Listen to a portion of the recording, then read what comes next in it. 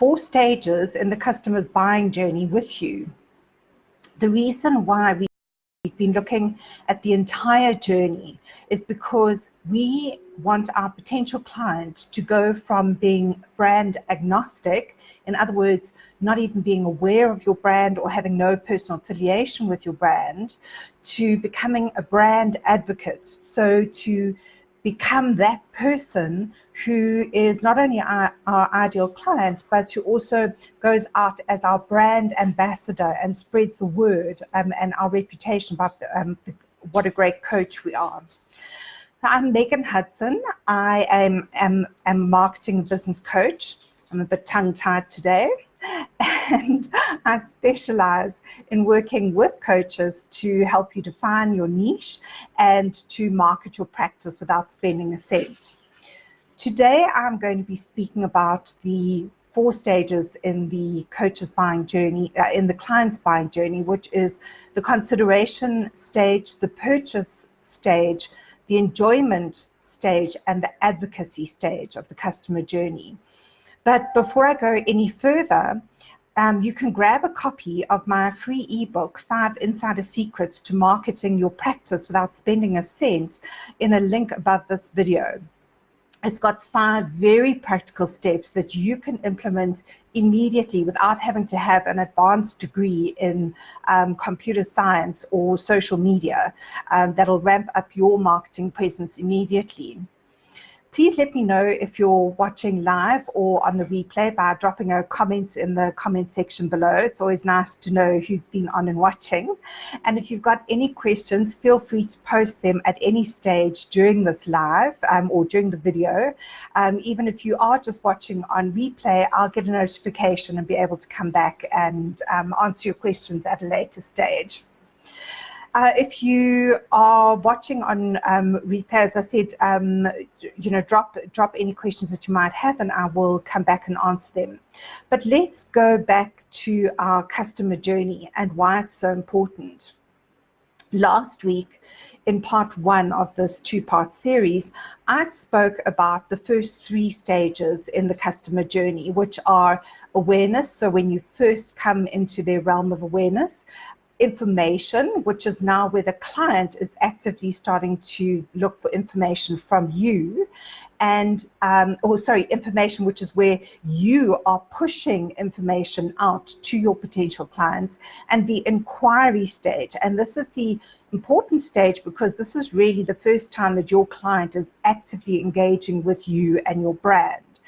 And we spoke about how important it is that brands are that we establish brands that are 3 things. So they have to be memorable, they need to emotionally engage with our clients, and finally, it's important, of course, that we gain and maintain our potential clients' attention. So as we start to create brand awareness and loyalty, essentially what we are doing is actually laying down fine neural pathways in our clients' brains that have created an association between us and the results that your client is wanting to get from a coaching relationship or from working with a coach. Brand loyalty, essentially, at the end of the day, is the result of consistent repetition, consistently showing up in the same way and in the same vein across all of our touch points. And I'm going to speak a little bit more about this later on with an example. There was some global research, and I spoke about this in, there's been global research into the coaching industry over the years, spanning more than the last decade, certainly going back to about 2009. Asking clients how it is that they go about choosing their coaches. And almost without fail, the results have come back the same over the years. It's trustworthiness, so that is word of mouth referrals. Potential clients look at the results that you are reputed to get with your clients. And most importantly, and this is said to be one of the most critical elements of a successful coaching relationship, is the chemistry between you and your client. And it's only after a potential client has evaluated these three aspects that they go and have a look at what organizations, what professional bodies you belong to, and what training you might have, what qualifications you might have as a coach. So it's incredibly important that we are able to establish brands that are trustworthy, that we're able to demonstrate our results, and that we use opportunities like these, like Facebook Lives, to allow potential clients to build some kind of a relationship or chemistry with us. Our clients want to be able to work with someone that they feel comfortable with, that they trust to deliver the results that they want. And that's the bottom line. In a previous video that I did on the neuroscience of branding, that was about 2 weeks ago, I spoke about how we are continually being evaluated by the people that we come into contact with along a warmth and competence axis. So when people meet us for the first time and on subsequent meetings, they're always asking themselves at a subconscious level, can I get along with this person? Is this person a friend or a foe? And how competent is this person? What ability or what level of ability do they have to help me get the results that I want? And this is essentially part of what is taking place at the consideration stage of the customer journey, which is the first of the 4 stages that I'm going to be speaking about today. At the consideration stage, the customer is continually evaluating and comparing you in their minds to other coaches that they might have been referred to, and kind of asking themselves this question, can I work with this person effectively? Can I have the kind of chemistry that we know leads to a really successful coaching relationship? And also, do I think that this coach is the most competent coach to help me work on the areas that I need to work on? And we need to make that evaluation process as easy as possible. So an example of what I might do here would be to create an infographic that I could send to my client that, in a nutshell and very simply and in a streamlined way, describes how many years experience I have, what areas my skills are particularly good in, what training skills and expertise I have under my belt, where I've delivered my best results, and maybe include 2 or 3 short client testimonials. It's all just another way of helping the clients make that important evaluation and compare you to your competitors. You might also consider at this stage adding something into your coaching bundle to surprise and delight your clients. So it might be, a complimentary personality profile or some kind of an assessment that'll put you ahead of your competition. I'm reminded of some research that was done back in about 2009, 2010 on the neural mechanisms of first impressions and what's actually going on in the brain when we meet someone for the first time. And it's really interesting that there are 2 parts of the brain that are firing on all 4 cylinders. So the one is the amygdala, and that's the part of the brain that is asking whether we are friend or foe. That is the fight or flight part of the brain, and it's engaged in making social evaluations about other people, whether or not we like a person, whether or not that person is a friend or a foe.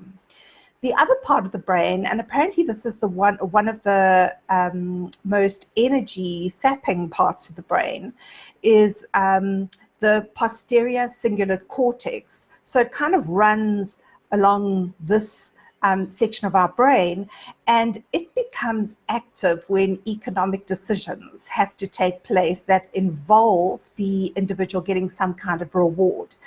In other words, what is happening simultaneously when your client meets you for the first time is they're saying, can I work with this person? Can I have some great chemistry with this person? And then there's another part of their brain that's saying, are they going to be good for my career good for me financially? Is there going to be some kind of an economic reward in working with this individual? So our client's brain is saying, do I can trust this person, and is a relationship with them going to be financially rewarding? Again, we need to make it as easy as possible for our client to say yes to both of these questions so that they move to the next stage in the journey, which is called the purchase stage. Earlier today, I was walking my dogs in this forest that we go walking in almost on a daily basis. And I was reminded about one of my coaching lecturers talking about Ken Wilber's integral theory, which is quite a complex and complicated theory used in coaching. And this lecturer said, basically, there are only two things that we can know for sure. Firstly, we can know what we observe and experience. We can know that as a fact. And secondly, we can know how that made us feel. And what happened was, what brought this up was, on a cycle path parallel to the path that I was walking on, there was this cyclist cycling on his own. And I always, kind of just wave, say hi, smile, and I did this morning. And this chap didn't respond at all. So I was kind of left feeling, sure, he didn't seem like a very friendly chap. Maybe he was a bit grumpy about me walking my dogs. All these silly thoughts running through my head that actually had no relation or bearing whatsoever on the situation. And the reality was that he was probably concentrating really hard so that he didn't hit a rock or a root or something like that. But the point that I'm trying to make is that it can be as fleeting a touch point as that. And I bet that the cyclist wasn't even remotely aware of his impact on me. So the reason why I raise this is once more to emphasize the importance of showing up consistently and authentically. It can be in a flash of a moment that we can lose all the hard work that we have built up in building our brands. And it's here that we need to create, at the purchase point, a series of rituals that result in our clients having a feeling of enjoyment. Think about if you've gone to the shop and you bought yourself a box of chocolates. You've already made your purchase decision. You've made your evaluation. You've kind of said, okay, I don't mind, as the saying goes, a moment on my lips for a lifetime on my hips. You've purchased the chocolates and you've taken them home. You've got to the point in the customer journey of enjoyment where you're unwrapping that chocolate, you're listening to the crackle of the paper, you are about to pop it into your mouth and you just briefly get a smell, a sniff of what it's going to taste like, and then it's in your mouth, lovely, smooth, and just melts away. That is all part of the customer experience that we need to try and create with our new clients. So they've signed up with us. They have purchased our services. We need to create a series of rituals of enjoyment that will make us completely unforgettable, that won't just get their attention, will make us completely unforgettable. So I signed up a while ago to work with an international coach virtually. And what happened was, after I had paid for I signed up for this program, and after I had paid for my first installment and everything, blow me down if completely unexpectedly on my doorstep a package arrives with a journal, and there was like a motivational card deck, there was a special branded pen, but there were a whole lot of tools that this coach had actually sent to me as a thank you gift, and also to kind of accompany me on my coaching journey with her. What was really important was we were working virtually. We were never going to meet in real life. But by doing that, she created a different dimension to our coaching relationship, where every time I opened that journal, I felt connected to her. And at the end of the day, connection is what we are trying to create with our clients. I'm quite sure that the journal, the card deck, the pen, everything else was all costed into the price of my coaching with her. But I can tell you it was an incredibly worthwhile and valuable experience. And I'm quite sure that that small little touch went a long way to enriching the whole experience. It was clearly part of her standard onboarding ritual, so it was just another, walk in the park another day with a new client, but it boosted my advocacy to completely different levels, because I felt like I'd received something very special, very personalized, and I'd certainly gotten additional value. So I'm not suggesting that you go to this kind of a level with your clients, although I do know coaches who have got branded journals, and when they're working one-on-one with individual clients at the beginning of their coaching relationship, they give them a journal so that these clients can do reflection and keep a record of their coaching journey in a special place. But think of something that you can do, that a little something extra that you could do that would surprise and delight your clients. And I'm quite sure that over the years of you working as a coach, you will have developed quite a few resources, and you'd be surprised if you actually dug into what you've created and what you could then send your clients to enrich their journey. So what do you think, if you did something like this, what kind of an impact do you think this would have on the coaching relationship? If you put yourself into your potential client's shoes, how do you think it would make them feel? And how much extra effort is it actually going to cost you to start building up? Sorry, my dog, my peanut gallery. How much extra effort is it actually going to cost you to start building up a repertoire of additional little tools that you can use to surprise and delight your clients? This is what turns clients into advocates. And when they become brand advocates, then our work is done. And this is also one of your best ways of getting into with those all-elusive corporate clients, because your clients may know someone in the corporate environment who they will then say, if you really want a great coach, my experience with this coach was extraordinary, and this is why. So I'm just checking to see if there have been any questions. It's lovely to see that a couple of people have joined us online during this live. There aren't any questions today. So before I go, don't forget that you can download a free copy of my ebook, The 5 Insider Secrets to Marketing Your Practice Without Spending a Cent.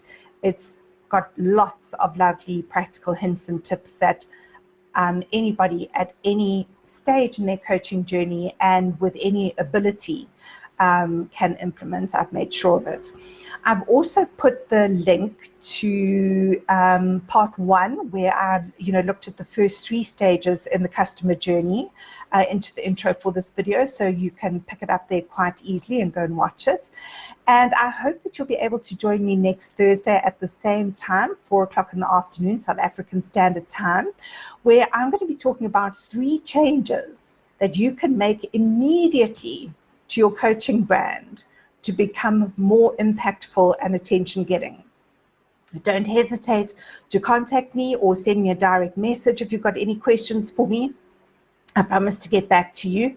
And just to recap what we've discussed in this video, we've finished the customer journey and discussed why it is so important to shift your client from being a brand agnostic, so not having had any contact with your brand, not really, being, aware of your brand, to the other end of the continuum and becoming a brand advocate. Thanks so much for watching. And don't forget, next Thursday, we'll be talking about 3 things that you can do immediately to make your brand more impactful. Have a great week. Until then, bye for now.